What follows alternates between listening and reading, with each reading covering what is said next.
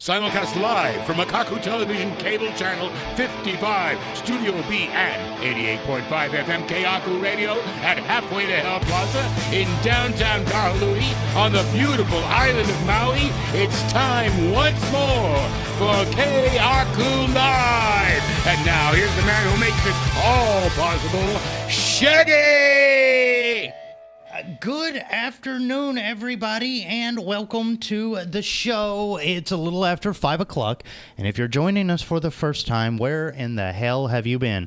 Today's show is going to be an action-packed extravaganza as we go deep, deep, deep into theater. Yes, it's a cultured show today with a very cultured guest. Joining me today is Gary Shin Levitt from the new production of Miss Saigon. How's it going, sir? It's going very well. Thank you so much for having me today. Oh, glad to have you. Hang on a sec. All right. We got a little bit of a mic problem on yours today, so I have no idea what's going on here.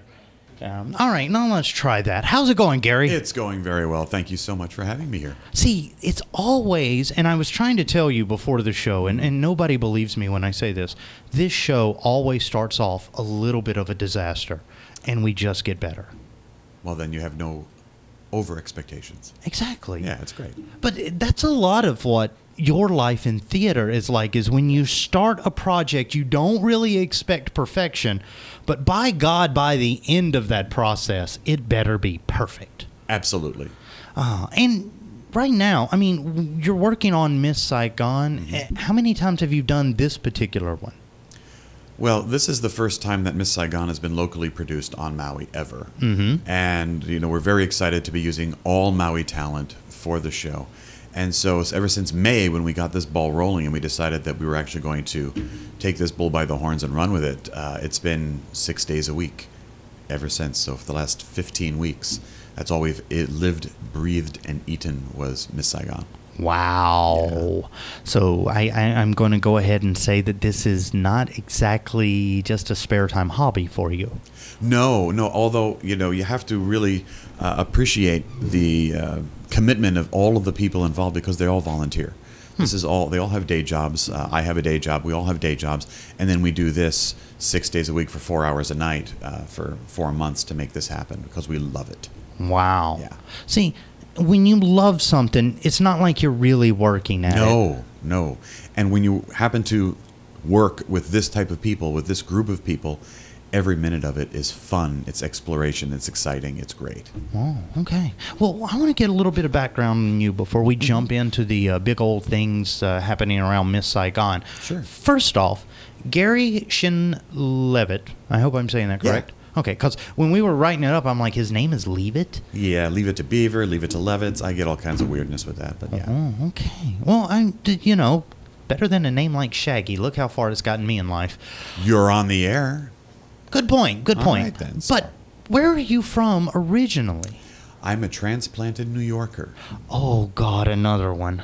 Oh, God. Joel, did we pay our insurance up before this show? Yeah. Okay. All right, we're covered here. So, what year did you escape from New York as Kurt Russell did? I was paroled in 2001. Oh, wow. Yeah. I guess that was the year to get out, huh? It was, and I left in April. Oh, man. And I was working in the financial district at the time. Wow. Yeah. So it was a very opportune time to no longer be working there. So, yeah. Without even going into that, what caused you in April of 2001 to say, let's see, I have instant access to everything I want. Mm-hmm. There is electronics cheap. There's rosy-cheeked women and good coffee, all for sale on every street corner. Yes. What made you leave that? One day I got on the hamster wheel to work, and it was an hour and a half long commute every day from my little hovel in Queens where I was living to get to my job in Manhattan. And just one day in that mass of humanity, the huddled masses yearning to be free on the 7 train, I just said, I don't want to do this anymore. And so I started looking for an opportunity to make that happen and make that change. And it turned out that the company I was working for had an opportunity at the time for me to move here. And so I jumped on that right away and moved. Wow. It sounds like it wasn't that even a choice. Just, oh, you want me to leave? Yes, I'm already packed. Right. It's like, I'll be there in an hour. Yeah. I told my mother, I said, just as I was leaving, by the way, the area code I'm going to be calling from is changing. You don't need to worry about it. Wow. Yeah. Are you like under some sort of witness protection program from Mom and you don't want her to know where you were going? You know, I tried, but she found me anyway. 2.5 years after I moved here, I got the call from my mother, who's very German, you know, and she said, you are too far away, so I'm coming to you. Oh. And so she moved here, and she's been here ever since. Bless her German little heart. You know, it's the funny thing about Germans. Every time they see a better territory, boom, they move right in. You know, she said, oh, look, Anschluss. And off she came.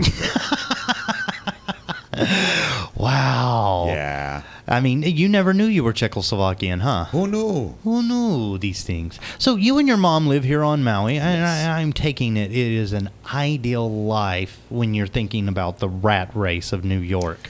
Oh, without a doubt. Without a doubt. And there comes a point in your life where although you love the availability of being able to get a cheesesteak at 4 o'clock in the morning, that level of activity gets to a point where it becomes more than you want to deal with. And I was ready to ratchet it down a whole lot. Oh, like bring it way down. Bring it way down. Yeah. Mm. And when you found yourself on Maui and you were here 2001, chilling, I'm taking it, that was a major part of your vocabulary. Yeah.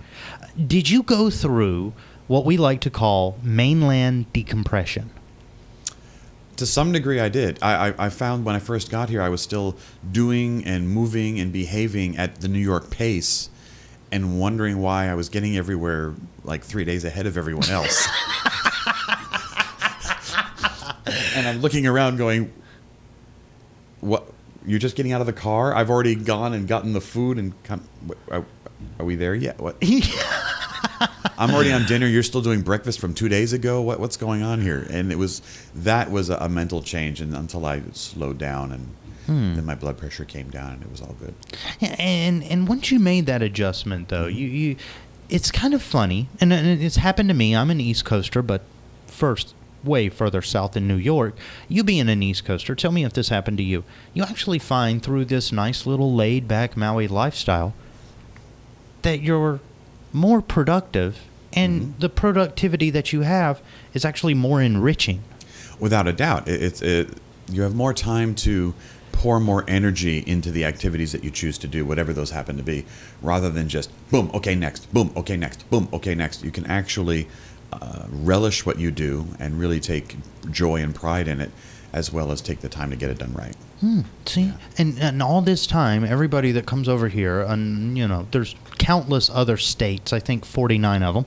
I read that somewhere. Yeah, they come over here, and the automatic thing they say is, "Oh, you guys on Maui, you're so laid back," and it's not really about that. It seems that when you come from other spots of the world, you find in Maui you have time to appreciate what you're doing more and spend more energy on it, like you said. Absolutely. Where did this great blessing of knowing this come into your theater work? Like, at what point from 2001 did you start in theater and find your pace? It's interesting because my original entree into the arts once I moved here, because the arts was my background originally when I went to college for that and so forth, but it was from a purely performance perspective, not in the theater but in concert performance. That's my background.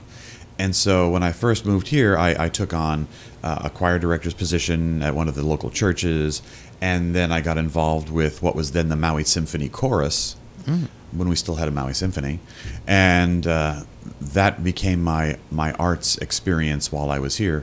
And my job at the time, once that changed, because as all things on Maui change, jobs change, my schedule was not as flexible as I wanted it to be. So theater was not an option for me initially when I moved here.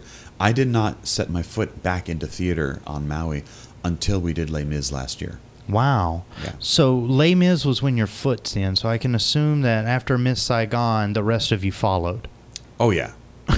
Yes. Well, after Les Mis, I got the foot in, and I swore after Les Mis, because that was another similar 4-month, 6-day-a-week commitment thing. I said, well, I'm done, and I'm not going to do anything else for a while. And 2 weeks after Les Mis was done, I ended up doing a play down in Kihei at Pro Arts. And then the day after that closed, I ended up doing a second play down at Pro Arts. And then at the same time, I'd been talking with David Johnston, the director at MAPPA, about doing Fiddler on the Roof over here, and ended up as Tevye in a 6-week run of Fiddler on the Roof. Wow. So I probably should have rephrased that question as, at what point did you realize that you were an addict? Yeah. When I stopped going to meetings. I don't go to meetings, I go to rehearsals. Exactly. So that's my thing. Have you ever thought to stand up as like, hi, I'm Gary, and I'm here with the rest of you? Right. Yeah. I'm Gary, and I'm a thespian. Or, I'm a musician, and, these horrible things. How many roles do you play in the theater? You said thespian, musician. Have you ever done gaff? Not on Maui, I haven't. I haven't done any tech work on Maui. The last time I did tech work was about 1875 when I was still in high school. Way back then. But I used to do lighting and sound back then. But that was, again, a million years ago. We had, like, big things you had to lift up to make lights come on and stuff. Yeah, it looked like the movie Metropolis, pretty much. Yeah. And that was one light. Exactly. Yeah. And it weighed like 6,000 pounds. Oh. We had 2 of them, and it was, Jeez. And now, technology is making it so that you can do bigger and bigger performances in smaller environments. Absolutely. And that's kind of how, I guess, we're seeing stuff like Les Mis, which is, dare I say it, a vast real estate of stage is needed for this. Absolutely. And same thing with Miss Saigon. Yeah, but now, because of like smaller lights, better mics, things like that, we're seeing these big shows finally being able to come to smaller venues. Miss Saigon, this is the first time it's being done in Maui. Yes. I mean, what does this mean for you just first as a thespian, as a person in the arts, to be able to bring a show of this caliber here? It's amazing because Miss Saigon falls into that category, that very small, rarefied category of Broadway icon shows, real blockbuster shows that have really made their name throughout Broadway history. And there's only, maybe 24 of them throughout the 100 years of Broadway that have reached that kind of iconic status that will run for 25 years, take a little break, and then start all over again. Les Mis was one of those. Fiddler on the Roof is one of those. Some of these big, well-known names that just kind of have this life of their own, and they keep coming. And to be able to bring Miss Saigon here was just a dream come true for all of us. Had its nightmare moments as well, just from the scope of the project. But we're so happy with how it turned out, and I don't regret that we did it for a minute. But let's just, allow me this little question, because you do know, after being here so many years, the local culture on Maui. Was there any confusion when you started to bring a play like named Miss Saigon? Did anybody think you were opening up a new bar? No, and I'll tell you why. One of the interesting things culturally that we have here in this wonderful melting pot that's on Maui is we do have a wonderfully vibrant Filipino community. Now, who was the first Miss Saigon on Broadway but an unknown at the time by the name of Leah Salonga, who was found in the Philippines? She is rock star status in the Philippines. Yeah. And so anybody who sings a note, and part of the culture that comes from that part of the world is everybody sings, which is a beautiful thing, is we had that name recognition right away. They said, Miss Saigon, oh, Leah Salonga's first show? Wow, that's amazing. How do I get involved? And it was great from a casting perspective because we had people come to the auditions who've never auditioned for a show in their life before. But they knew Miss Saigon because of Leah Salonga, and we were very lucky. Now we have this wonderfully diverse and enriching cast to work with. Well, I'll tell you what, for right now, we've got to take a quick break, and I've got to cover some things like news. That sort of stuff. Yeah. Stuff. Yeah. But after we get back from our break, what I want to do is let's get into more of what's happening now with Miss Saigon, some of the other players, and just generally, because, I've wanted to do theater. I've never done it before. Let's talk about some of these people that have come to this audition and what inspired them to come in. let's do that. Okay. Well, for everybody else, you're listening to me interview this guy. His name's Gary. Joel's at the controls today, and we'll be back in just a second. Chivo's got your news, and Joel, you've got the radar today. Yeah, Joel's got the radar today. So we'll be back with more in just a second. 88.5 and Channel 55, KAKU. Hit 'em, Joel!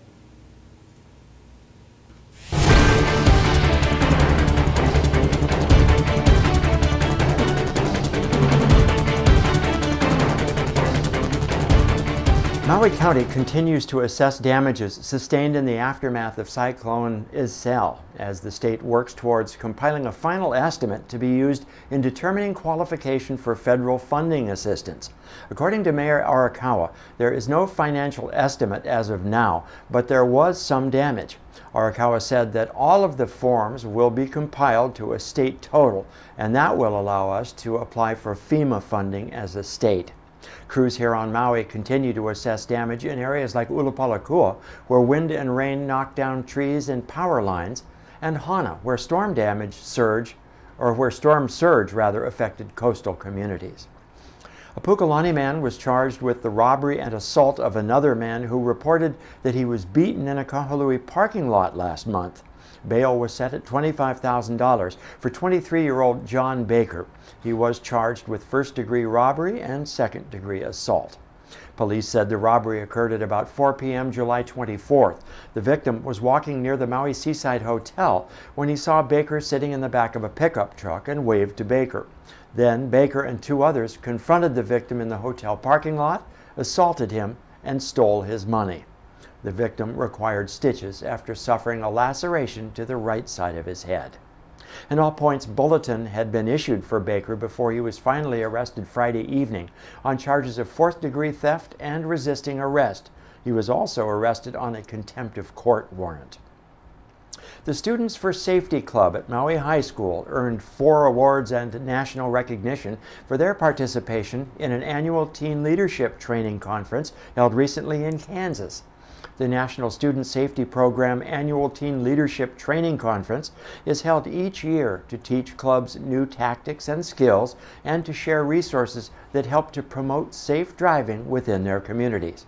Among the awards was a first-place finish for club member Sarah Suzuki, who received the National Student of the Year Award 2014 from the National Student Safety Program. Haleakala National Park officials are going to be hosting a community meeting tomorrow from 5 to 6:30 p.m. That meeting will be held in the Kipuhulu Visitor Center. Park Superintendent and Chief of Interpretation will provide general updates and answer questions about various park programs. The Lahaina Restoration Foundation has announced a plan to revitalize Lahaina's harbor. That area would make it safer and allow for pedestrians first type of a walkway program. Maui County granted the Lahaina Restoration Foundation $750,000 earlier this year for a series of improvement projects. These projects include redesigning sidewalks, crosswalks, and roadways to be more pedestrian friendly, installing interpretive plaques, benches, and lighting that share information about Lahaina's culture and history. Maui weather, mostly sunny skies ahead today with some isolated showers. Our highs should reach near 90 degrees once again, with lows tonight in the lower 70s. Mostly clear skies tonight and tomorrow. That is your KAKU News Break. I'm Chivo Cheng Johnson.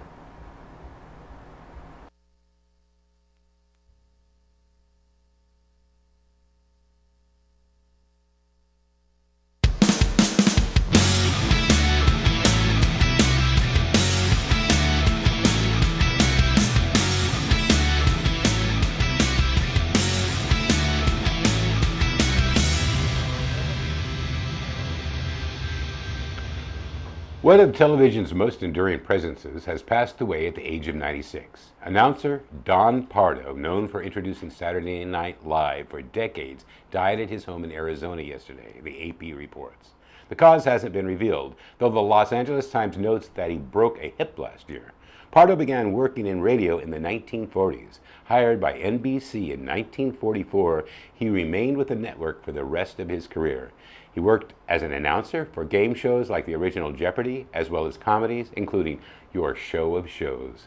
In 1975, he began his tenure with Saturday Night Live, for which he used his booming voice to announce cast lineups. Producer Lorne Michaels praised his authority voice. "Nothing is like the moment when Don Pardo says your name," Jimmy Fallon once said. He also made appearances in music videos, films, and elsewhere on television. He officially retired in 2004, but continued to offer SNL's introduction up until the end of last season. Pardo, who is survived by 5 children, entered the Academy of Television Arts and Sciences Hall of Fame in 2010. The insatiable demand for ivory is causing a dramatic decline in the number of African elephants. Poachers are hunting the animal faster than it can reproduce, with the deaths affecting more than half of elephant families in the Samburu National Reserve in Kenya, a new study finds. In 2011, the worst African elephant poaching year on record since 1998, poachers killed an estimated 40,000 elephants, or about 8% of the elephant population in Africa. In the absence of poaching, African elephant populations grow about 4.2% each year. The researchers found based on detailed records from Samburu. African elephants are an intelligent species. Individuals cooperate with one another and console one another in times of distress. But people, unfortunately, like their ivory tusks, said the study's lead researcher, George Whitmire, an assistant professor of fish, wildlife, and conservation biology at Colorado State University. Whitmire has studied African elephants in Kenya for the past 17 years, monitoring their complex social lives. In 2009, a drought led to the deaths of about 12% of elephants in Kenya. The animals' numbers dropped further when a wave of poaching, which has been ongoing since that year, upset the population. Sadly, in 2009, we had a terrible drought and we started seeing a lot of illegal killing of elephants as well as natural deaths, Whitmire told Live Science. We've been studying to respond. Struggling. We've been trying to find solutions to dampen the illegal killing. Poachers killed an average of 33,630 elephants every year from 2010 to 2012, resulting in more than 100,000 deaths across the continent, the study found. Illegal killings across Africa decreased somewhat in 2010, but they were still higher than pre-2009 levels, the researchers reported. As much elephants, the number of government seizures of illegal ivory increased and the black market price of ivory goes up. I thought, who?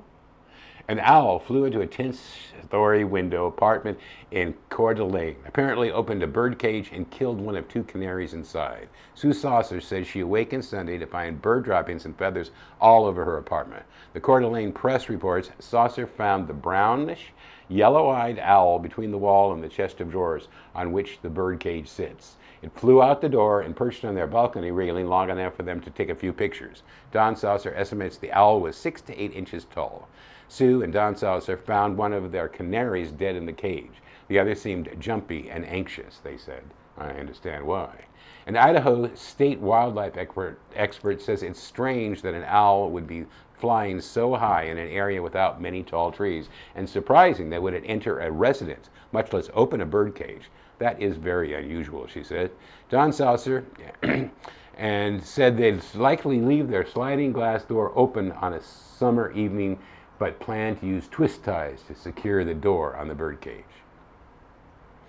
Veteran rock climber Brad Parker summited Cathedral Park in Yosemite National Park, Cathedral Peak, with girlfriend Janie Dial on Saturday, and then proposed. "This is the happiest day of my life," he told her when she accepted. According to her father, then the couple parted ways and tragedy struck. Parker, 36, intended to climb Mathis Crest, about 3 miles away. He was climbing alone and without ropes in the Tuolumne Meadows area when other climbers saw him fall around 5:45. His body was found by park rangers and retrieved from the backcountry the next morning. "What happened is so unbelievable," Parker's father tells the Press Democrat. "The route he was on is not known to be particularly dangerous, and Parker was a careful and experienced climber," his dad said, theorizing that his son may simply have been too tired after already having climbed Cathedral Peak that day and then running to Mathis Crest. In April, Craig Ferguson announced that he'd leave The Late Late Show, but until now, we didn't know what was next for the Emmy-nominated talk show host. Now, according to a report by Variety, Ferguson will host a daily 30-minute talk show to air at 7 p.m. across Tribune Broadcasting's 42 stations. I'm Joel Agnew, and that's what's on the radar. Thank you, Joel. You and your little dog. Joining me on the show is my guest today. It's Gary Shin Levitt. How's it going, sir? Pretty darn good. Okay, well, now that we're back for the break, and seriously, just for people at home, we were dying laughing at the fact that Chica made the radar today. It was great. Oh, God, Chica. She is actually one of my favorite characters in this studio, because all day, me and Joel have all these crazy people around us. The dog does not move whatsoever. She is unamused by human life. Well, she's your straight man. You know? Everybody needs one. Yeah. It's like, all right. Fine. Well, before we went to the break, Yeah. I probably need to reintroduce everybody. Hi, welcome to 88.5 FM KAKU and Channel 55 KAKU. My guest today from the new production of Miss Saigon, Gary Shin Levitt. Gary, before we went to the break, we were talking about, because of the absolute, dare I use the word, star power Dun, dun, dun. No. of the show. Yes. You had people coming out of the woodwork, kind of like termites. Yes. At one point, literally termites. Literally termites, yeah. But out of the woodwork to audition for the first time in Yes. their lives for a Yes. play. First off, how did it feel to be on the other end going, wow? You know, it was an amazing experience to sit in the auditions because we had the usual cast of characters who we've worked with many, many times before come through, auditioning for this role and that role and this role and that role, or to be in the ensemble. And then we started getting this stream of people coming in who we had never, ever seen before. And, you know, we always ask people when they come in to come in with a headshot and a theatrical resume. And some of these people would come in with just a blank page because there was nothing. Wow. And you'd look at it and go, all right, well, this will be interesting. And you'd put it down and go, all right, let's hear what you got. And we'd ask them to sing a song. And then this one woman came in, and she started to sing one of the big signature numbers from the show, Movie in My Mind. Oh. And, we watched her walk in, and I was sitting next to Andre Morissette, the choreographer, and then David Johnston, the director, was sitting on the far side of Andre. And we watched her walk in, and she took off her shoes, and she was just dressed very simply, and she grounded herself into the floor and started to sing the song. And as soon as she started to sing, she became Kim, the leading character in the show. Wow. And, you know, we didn't know how many other people we were going to have to hear that day, but we were sort of looking at each other like, oh.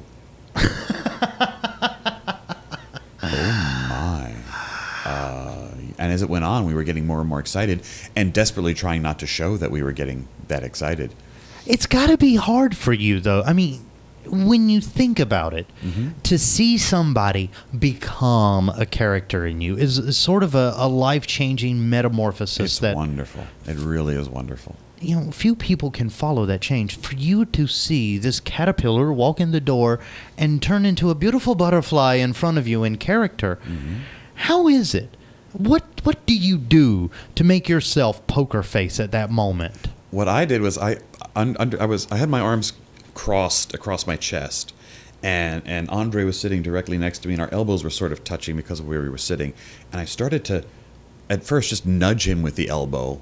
And then I started grinding my elbow into his arm. And then I just went straight for it. And I just started grabbing his arm and digging my nails into his arm because I was so taken aback by the raw talent that this woman had walking in the door. And, you know, then we started to talk to her after we were done. You know, what have you been doing? What's your experience level? And she said, you know, she had sung at several types of things before, but she had never been on stage in a theatrical production in her life. Wow. And we thought long and hard about that because this is the central pivotal role of the show. And she came back for her callback audition the following week and blew us away again. And it was wonderful. No, That's wonderful. At any point, did she ask how Andre's arm got bruised? We made sure he wore long sleeves. So, but yeah, it was great. God, It was so exciting. I mean, at that moment, I personally at least felt we have a show. and it's hard to have that feeling of confidence when you're doing these, because just like with our show here, it is a disaster a second if you let it be. Absolutely. It's a choreographed number of disasters, and the key is how do you navigate through those and keep going. Do you think it takes a special level of crazy to be involved in this world? Oh yeah. Oh yeah. You notice how quick that answer was, Joel? Oh yeah.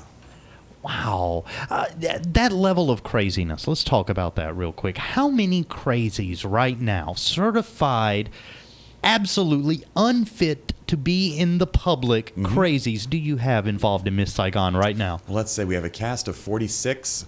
Out of the cast of 46, I'd say at least 35 of them probably should be under psychiatric care right now. Yeah. Absolutely certifiable. Absolutely certifiable. And for the remaining, I guess, 10 or 11, they're on their way. On their way because they're a little younger. So. Okay. When do you realize, as an adult, when do you realize that you've caught this disease, shall we call it? It's different for everyone. Some people get that bit by the bug very early on in life. And you see that in some of the wonderful productions that MAPPA puts on, because they have an amazing youth program where they start exposing the youth of Maui to the arts and to theater and to drama and to dance from very early ages. So some of these people you'll see, for some of them, it's just an after-school activity where mom and dad send them to get them out of the house for a few hours. But then you start to see some people who have a spark, and you see it sometimes at a very early age, sometimes later. But some of these people, these young people, you just know when they're as young as 7, 8, 9 years old that, wow, this is going to be somebody special as they grow older. And we've had people come up through their programs like this that then stay in theater and then go on to college in theater and move into the performing arts. It's remarkable, and it's such a rewarding experience to see those sparks grow into full roaring bonfires. It's great. And I'm sitting here thinking, it's like, if you're a parent and you've got a kid that, let's say, is really good at lying, they should probably be in acting. Absolutely. Because it takes some skill level for my daughter to do this on a regular basis, to pull one over on the old man dad. But that skill could take them far in the theater world. It could, as long as she's able to tap into the pure underlying emotions that go with it. Oh, she's got puppy dog eyes. I'm seeing every little bit of poverty in the world through her when she says, but I need this. Convincing young actress she is. What would you say, though, like with this production, who's the youngest that you have on cast? Well, technically, we have 2 young actors that are sharing the role of Tam, Kim's little boy. One is 4 and the other is 6. Wow. They're the only 2 children we have in the show. And that was because this is a very adult-themed show. We did not want to broaden the cast diversity age-wise much younger than 16, because there's a lot of mature themes in the show that we did not feel comfortable exposing a lot of people to for extended periods of time. It's not easy stuff to talk about. Miss Saigon is not a, happy let's go skipping down the street kind of show. It deals with very serious historical events, and they're dealt with in a very unapologetic way, very straightforward, and there's a lot of not drama in the drama, but there's just a lot of realism there, and so it's not appropriate for all ages. And so, except for the point where we needed for the roles of these 2 young people to have them there, and we were very fortunate that their families were extremely supportive and they were at every rehearsal with the young people. We didn't want to expand that much beyond that. Wow. Yeah. See, this is why I like you theater guys. You're classy. Television people, they would be like, you bet we are. all class. But, if this was a TV person sitting across from me right now, possibly even somebody that I might beg a job from someday, they would tell me, it's an adult situation. here's your co-star. He's 4 years old. He's already ready. That kid's going to walk out of his trailer with a cigarette and a shot of whiskey. When are we doing this shot? Exactly. I got kindergarten in an hour. Jesus. Right. Yeah, we're not going to have that happen. Yeah. So I do admire the fact that there is sort of a certain, dare I say, reserved nature to the theater that classes it up more than television, folks. I think that comes from the fact that the difference between situational comedy and things on TV of that nature versus theater. People who are involved in the theater and producing plays and musicals are the storytellers of our culture. Mm-hmm. And that's a very serious responsibility because that's how we carry on our oral traditions. And those who take it seriously are those that are really involved in stagecraft, whether they be actors, directors, musicians, things of that nature. We have a great responsibility to keep the body of the culture of our times moving forward, and that's an awesome, in the old world version of awesome, responsibility. Well, I think, in modern society, we overuse the word awesome. Oh, yeah. Yeah, there's awesome salsa. Yeah, no. Yeah, there's that awesome post on Facebook that you liked. These things are not awesome. No. Oh. No, the responsibility of carrying on a multi-hundred-year culture of storytelling, that's an awesome, as in fearful as well as wonderful responsibility. Yeah, 'cause see, the whole modern perception of awesome is like, oh, it's kind of cool. No, it's like awesome is one of those words that means at the same time that you're thrilled, you are terrified. You're terrified.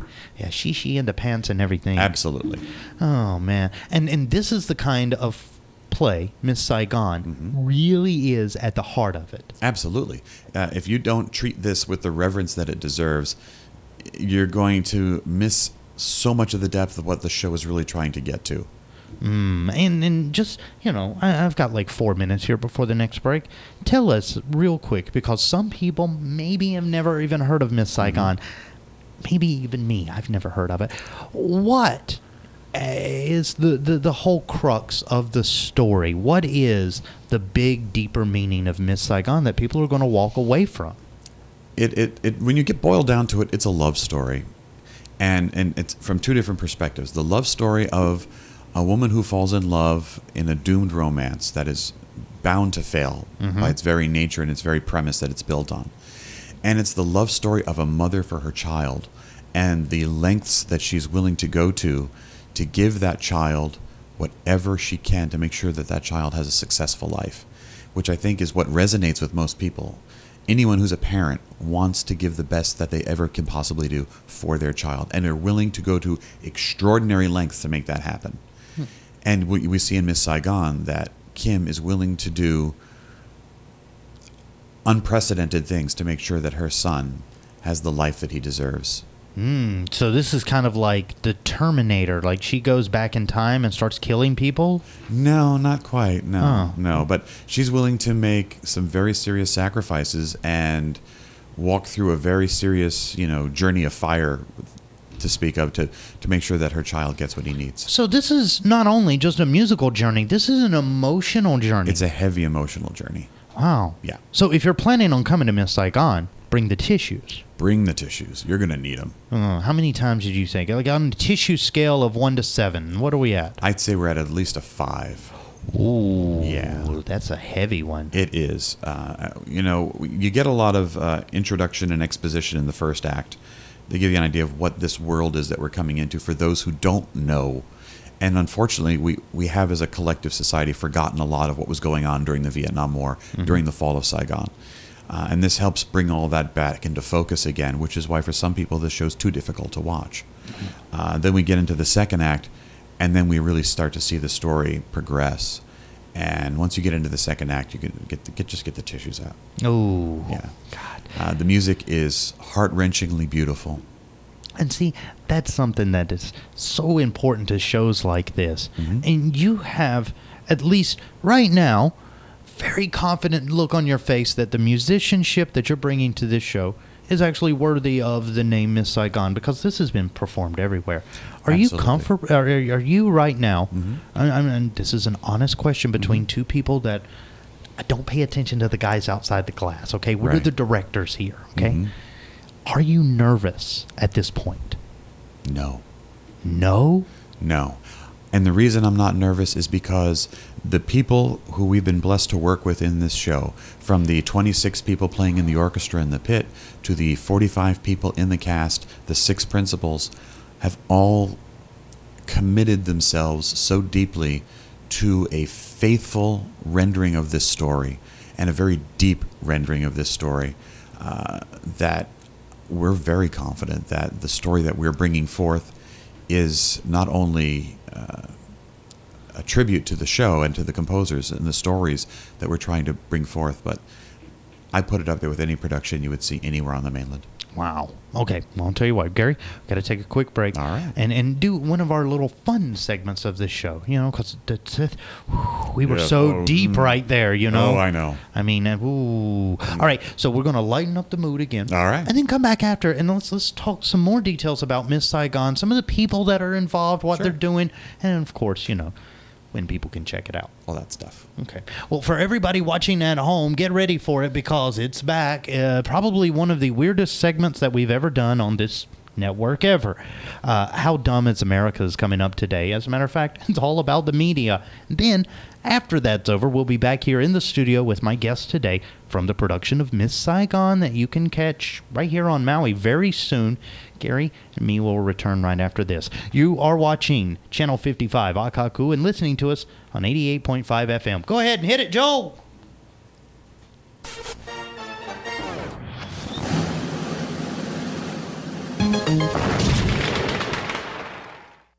Hey, it's Shaggy, back with another dose of America's almost medically induced love of dumb, and today's prescription calls for a little dose of reality. Now, it's a fact that most American households own and regularly use a television. In fact, most companies for generations have relied on that little truth of American culture to remain true, so they, in fact, can use that attention to sell us products. Now, if you want to see how far they'll go to sucker you in, next time you're watching a movie that has been edited for TV, count the amount of commercials you see in the first hour versus the second hour. And you'll notice that most Hollywood movies of 90 minutes or less are often turned into 2-hour TV blocks of programming, with the difference being made up in sold ads that gradually increase in volume towards the end of the movie on the small screen. The bigger the suspense towards the end of the film, the more likely the action is going to be broken up with someone trying to sell you stuff by savvy advertisers.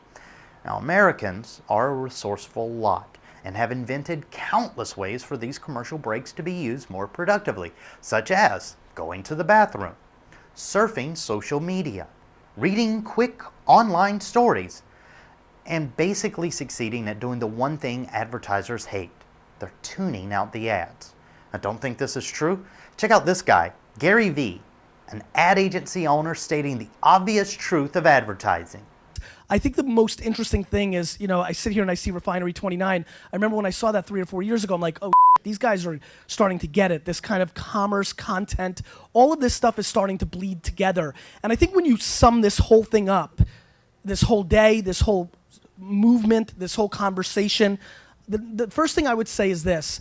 I think all of us in this room and pretty much all of us outside of this room in this world recognize that 99.9% of the ads are straight shit, mainly because they bring no value. Now, this truth simply would not do for the companies trying to sell you products. And, by ignoring all the cool things that their products were hyped up to do, you're probably less likely to buy them, right?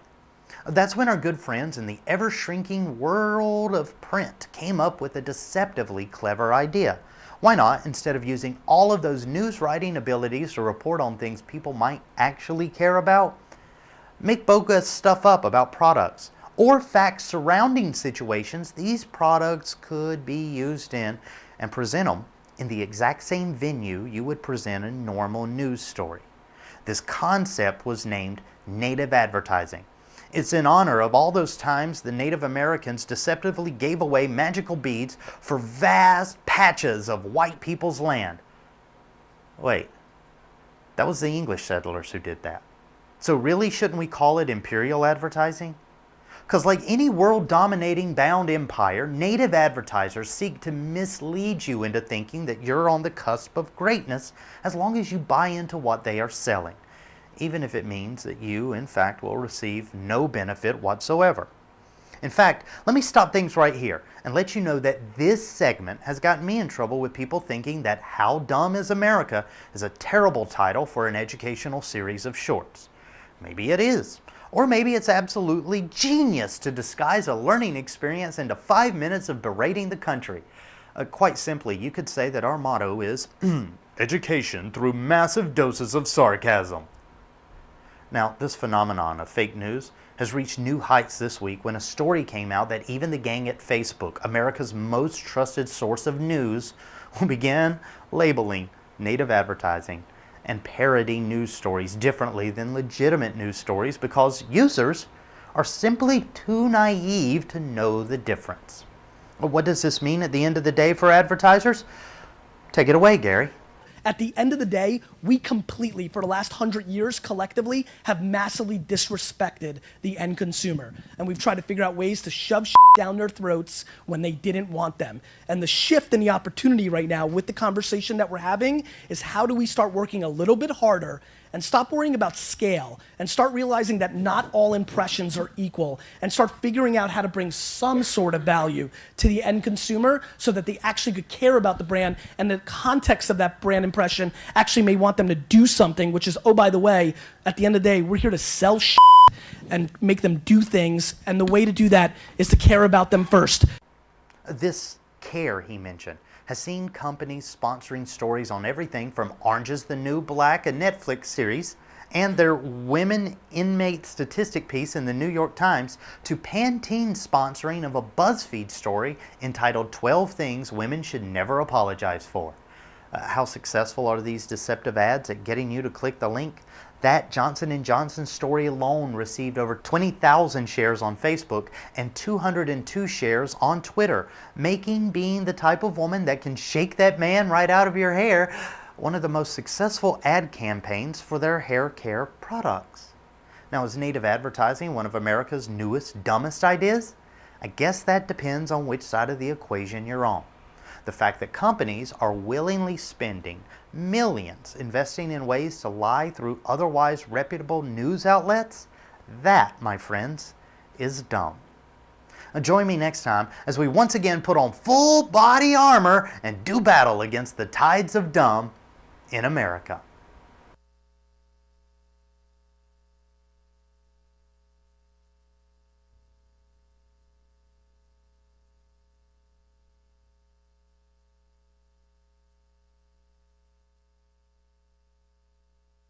KAKU. Gesundheit. What?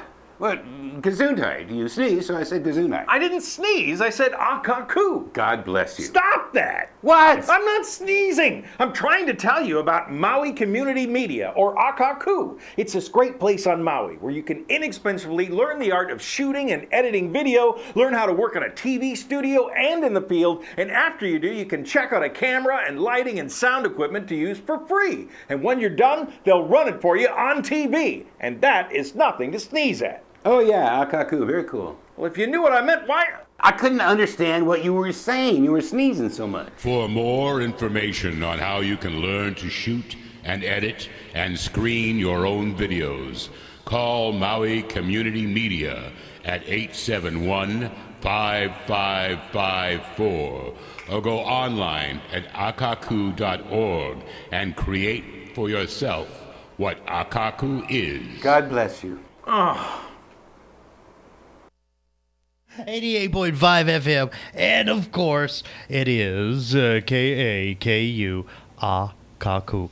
Joining me in the studio is my guest today. His name is Gary Shin Levitt. How's it going, sir? Pretty good. All right, for everybody else that's just, coming around to, I guess you could say, watching the show online, I gotta say, we've been having a remarkable time on this interview so far. One, because I found out Miss Saigon is 5 out of 7 tissues. That's a big important thing. That's a lot, yeah. Two, you have an amazing experience with getting people out in shows that have never been in shows before with this production. Yes. So, I mean, we've got like, I don't know, 11 or so minutes here to kill. Why don't we talk about some of the people involved with this production with you? And first off, let's just start with some of the characters and who plays them.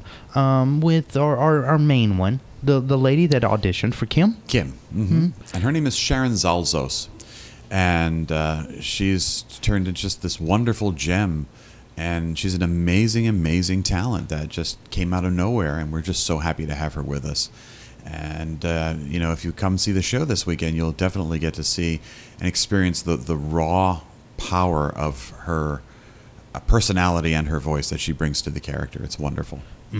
Okay, now, besides her, what is her love interest name in the play? That would be Chris. Chris is the love interest. He is a young Marine stationed in Saigon right at the fall. And he's played by Ricky Jones, who's a wonderful actor, and he's got a beautiful voice. And it was an interesting stretch for him because he's a baritone, which is a lower-voiced individual. And one of the things that we've noticed in Miss Saigon is all the parts are written extremely high. Like painfully high. Oh. Yeah, like tight shorts high. So I was going to say, have we bought him underwear 2 sizes too small? Oh, yeah. Yeah. Is it and an effective? Adjustable wrench. Yeah. And it's effective. That's the good thing. At Which least does explain why he has that really angry number in the second act, because he's probably chafing by then. But I digress. That's what you should go for. Come for the show, stay for the chafing. Stay for the chafing. Yeah. Oh God. So we have Kim, we have Chris. Now those are our 2 mains. Let's say go into supporting characters. The boy. There's actually a third main. There's a third main. There's a third main, and the name of the character, he's called the Engineer. And it's played by Kepa Arikaios, and he is, well, first off, Kepa's brilliant. And the Engineer is the owner of the Dreamland nightclub. He is the unscrupulous, somewhat sleazy bar owner who's only in it for himself. His big dream is to get out of Vietnam and get to the United States where he can build an empire. That's what he wants to do. He wants to, become a capitalist American and move there and do what he needs to do to get that to happen. He acts sort of as our narrator throughout the show, and we follow his story as well, because he discovers Kim early on in the show and then becomes interwoven in her life and helps her through his own selfish way to get to where she wants to be. But it's a very powerful part. And he plays it beautifully. The funny thing about that character is it sounds like he is the guy that gets friend-zoned early on, and Chris gets all the glory. Well, it's not like that because he's more of her employer. Oh. Yeah. Oh. He takes her on as a bar girl and wants to exploit her, basically. And then when she falls in love for real with this young Marine, and circumstances make it possible for that relationship to be exploited, he makes sure he jumps on that bandwagon so he can get out with that. Wow. Yeah. And I mean, it's really sad, but, the entire crux of this play is on exploitation of others, much like the drive of this show. I mean, we have our very own character, the Engineer, Joel, and Ben. And we exploit them as much as possible. As much as humanly possible. Yeah. So, speaking of exploitation, how many other people, let's go through just a quick run through. Right. We've got like 7 minutes here. How many characters and people playing them? You've got the 6 main characters. So, you've got Kepa, who's playing the Engineer, and then Kim has another love interest, a spurned love interest, who is, oddly enough, her cousin. Wow. And his name is Tui, and they were promised to each other in an arranged marriage when they were both children. And then the war breaks out, and they end up becoming separated, and they lose track of each other for a long time.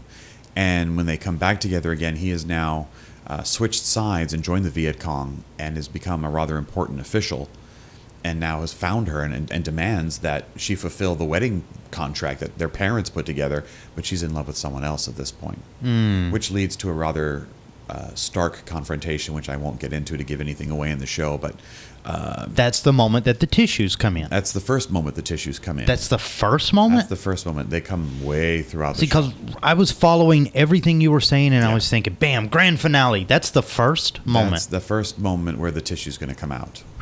Yeah. Because Tui is often misunderstood in other productions as just being angry.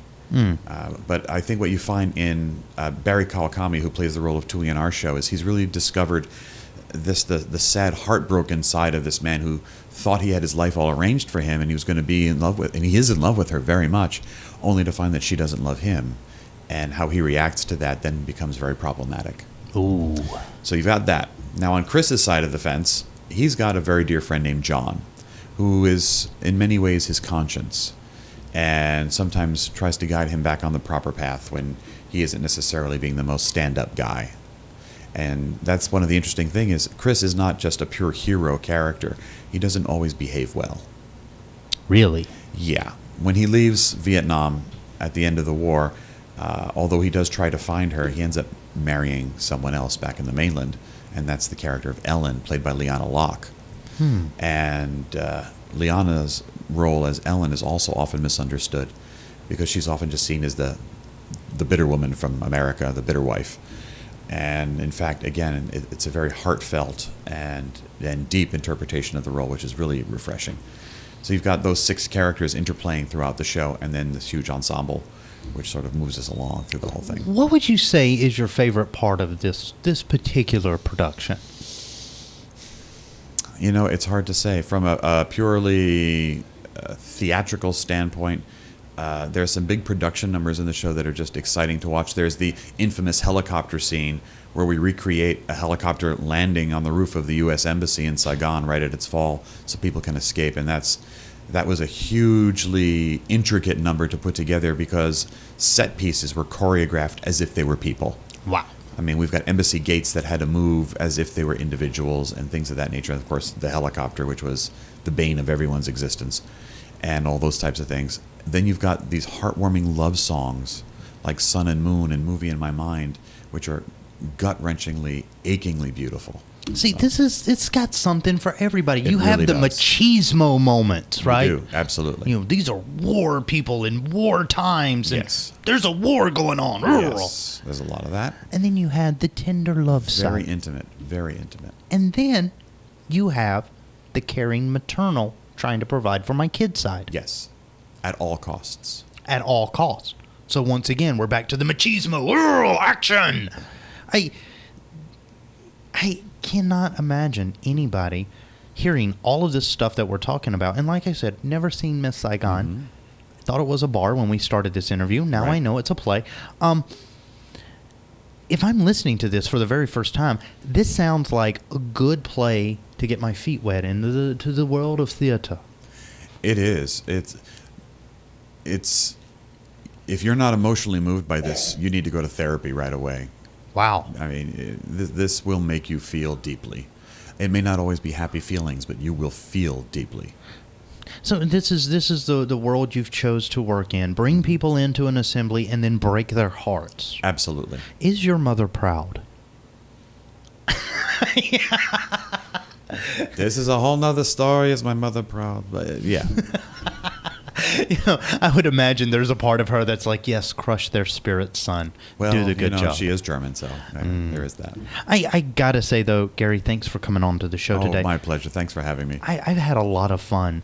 And if people want to go check out Miss Saigon, has this thing started? Is it over? Is it running? You're halfway through. It's only gonna be 2 weekends, and the first weekend's already happened, and it Facebook blew up after the first weekend with wonderful feedback on the show. And so we only have 3 more performances: Friday night, Saturday night, and Sunday matinee at 2 at the Castle Theater at the MAC. And you can call the MAC box office at 242-SHOW, 242-7469, or go online to mauiarts.org to get your tickets, because after the response we got from people this past weekend, those tickets, whatever are remaining, will sell out very fast. It sounds like it, especially after this show, because I'm thinking, I need to go get some tickets to this. Well, yeah. This sounds like a really great play. Yeah. And thank you so much for coming. I Thank can't you say it very again. much. Joel, you did a good job today.